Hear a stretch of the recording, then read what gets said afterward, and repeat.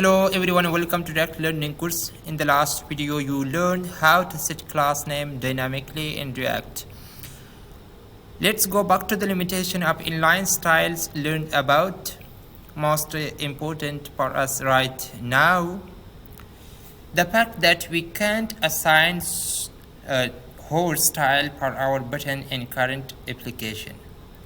Pseudo selectors like whole state, active state, and other states are using for styling. But we cannot use whole state or active state or pseudo selectors in our inline style here like a normal JavaScript code. We can use pseudo selectors in external CSS file, but we cannot use here an inline style. In this video we will learn how to use pseudo selectors in inline style in React application. For this case we need to use one third-party package in our application. First we need to install this package in our application.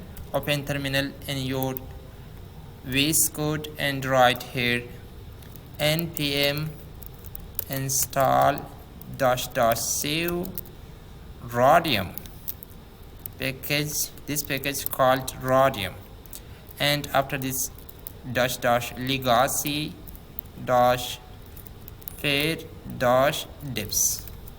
Press enter and install this package in your application. When this package installed in our application, after this we can use pseudo selectors in our application and inline style. After this we can use or create whole state for this button here in our normal JavaScript code. We will see now how we can do this. First we need to wait a few moments to install this package in our application. This package would be installed here in Node modules, and after this we need to import this package in our application. You can use this Radium package in both functional and class components. We will see now.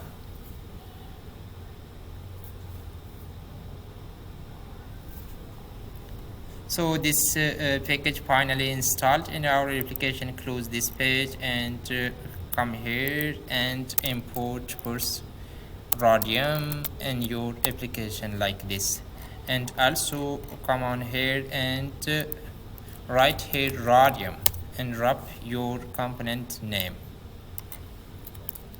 like this, and also use this in functional component Radium and wrap your component name here like this.